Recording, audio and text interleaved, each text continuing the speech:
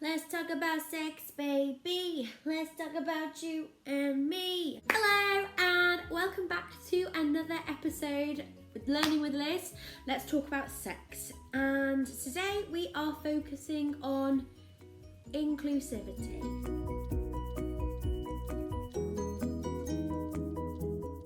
You may have seen the last two episodes of Let's Talk About Sex, which were focused on the introduction of what this series is going to be, and then last week of how we do it, how educators, tips and tricks for them to teach sex education.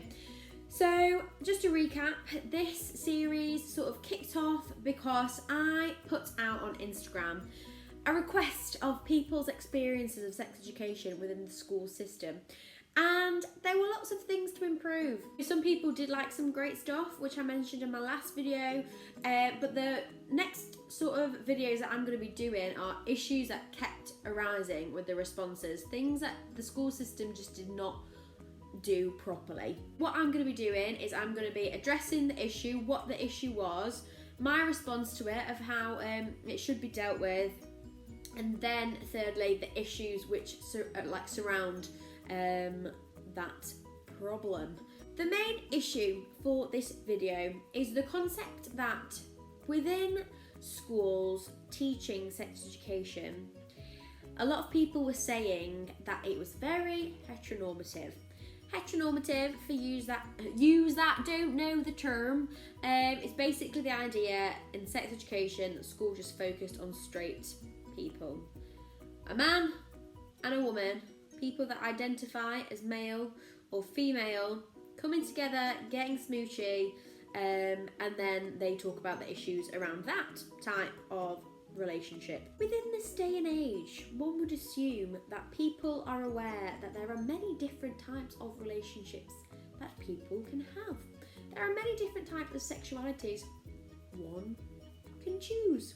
You can't even choose it necessarily. I would argue it happens to you. Things that schools don't really talk about is male and male relationships, or people that identify as male with someone that also identifies as male, girl with girl relationships, and then the types of relationships or sexualities that one can have. Obviously, something like sexuality can definitely be addressed within sex education. It can also be featured in other PSHE lessons, things like polyamorous relationships or open relationships, transgender, queer people, basically anyone under the term LGBTQ+, because you'd assume that would be the logical place where you can speak about those issues, but maybe not. So the issue being that sex education is heteronormative. It doesn't include other relationship types. When I talk about it being heteronormative, I explain the penis gets inserted to the vagina. That's the biological side of sex that they're talking about. But surely if they're being inclusive, then you would also talk about male sex in terms of two men having sex, the penetration which occurs there. And then you'd also explain female sex. You can explain it. And this is all to do with the idea of being inclusive and talking about the biological side of it without explaining. It's not a how-to lesson on how to have sex. You don't teach people how to have sex in sex education. You don't do that. You learn that through life. So not just talking about the biological side of sex with people, but also just talking about if you're in a relationship with someone, for example, if your partner's male or if your partner's female, or if your partner's of the same gender. It's being inclusive in terms of terminology as well when you're explaining things, but also inclusive in the aspect of describing the biological process of having sex. What usually happens within sex education, especially in Catholic schools, is that they just focus on the production of a life. You know, the penis gets inserted to the vagina, then the man will ejaculate and the sperm will go try and find an egg to fertilise. The idea of sex is not necessarily sex is used for making babies, like a lot of people say. That's one perspective, but the other perspective is the idea that sex is there for pleasure as well. A really, really big thing that I was having a conversation about with one of the other skip trainees is the fact that she based her dissertation on the female orgasm. It's basically revolving around the idea of what is an orgasm for a woman. For a man, when he orgasms, there is ejaculation and sperm which leaves, which then makes a child, potentially. It has the potential to make a child.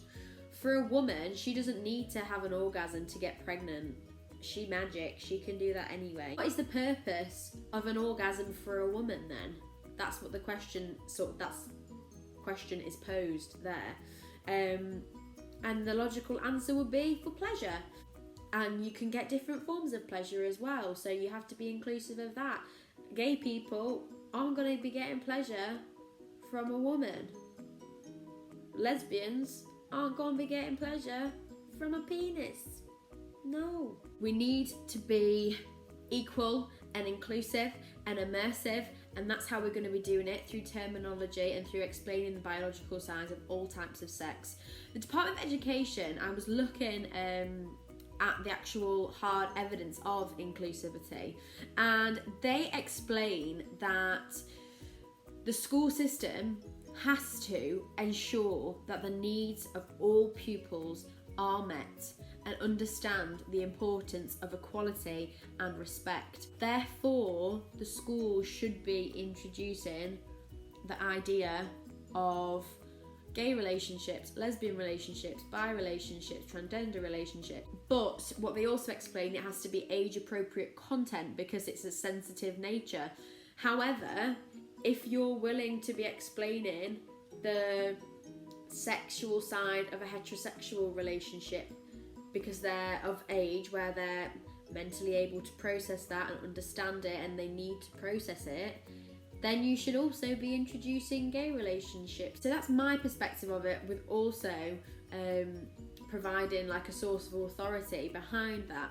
Issues that arise from the idea of being inclusive within sex education. The main two things is the rights of the parents and the religious background. They're the two things that come to heads with inclusivity. As a child sole carer, the parent has the right to know what they're getting taught at school, their child, and within secondary school they have that right to withdraw if they don't want their child learning about certain things. In primary school, they're not allowed to withdraw their child because they're learning about the biological side, like puberty. Whereas in secondary school, it's like sex and relationships. So if they don't want to get their child learning about certain things, they're allowed to take them out.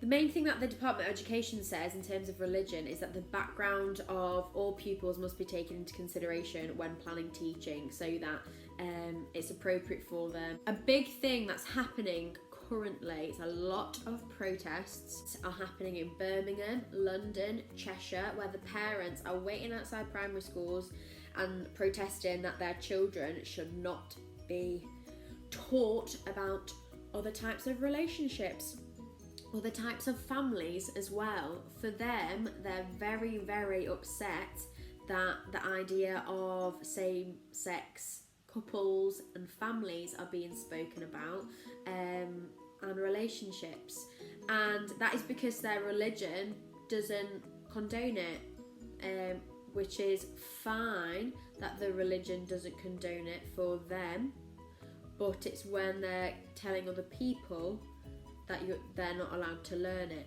And it's difficult, it's a sensitive topic, because if you are a religious parent, you are raising your child in a specific way, and whether you're Muslim or Christian or Jewish, you're basing your life off of this source of authority, this canonical text. For a lot of people, it is the literal word of God. Therefore, if it says, thou shalt not lie with a man like a woman, they're going to take that literally. Other people, other denominations, don't take it literally, Or they look to other areas of the Bible where it talks about love thy neighbour. If you're loving someone, you shouldn't be slating them for kissing someone that they love.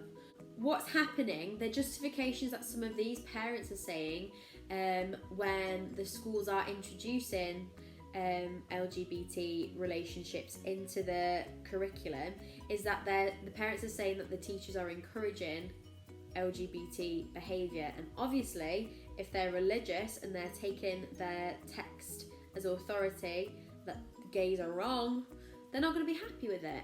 Something that's going to be very interesting is that in 2020, primary schools all have to be taught equal relationships and families. That is going to be legislation. The Department of Education has passed it. So maybe more protests will arise. The idea of the protests as well basically echoes 30 years ago, basically, or more, when Margaret Thatcher passed Section 28, which was basically her saying that books, when you talk about gay relationships or LGBTQ relationships, you're teaching people of it, you're encouraging that behaviour. So first of all, it did get revoked in 2003. Woo! The idea that getting taught something is encouraging the behaviour is not necessarily compatible. Just because someone's being made aware of it is not someone evangelising that behaviour. I can get taught about capital punishment. Does not mean that I think that if someone is in prison, they should sit on the electrical chair. No. A lot of questions and comments may be arising from this video. It's a longer video just because it's a difficult, juicy topic. What is important is that the Equality Act means that you should be including all types of relationships, but you must respect other people's religions, so you can be providing a religious alternative perspective. So you can say, this is what a gay relationship is like. Some Christians may argue this. Likewise, some humanists or some atheists would argue this. Respect is key. I hope you've enjoyed the video, even though it's been a spicy one. And give a comment on what you thought, give a like if you enjoyed it, and I will see you next week for another Let's Talk About Sex video. Have a nice week.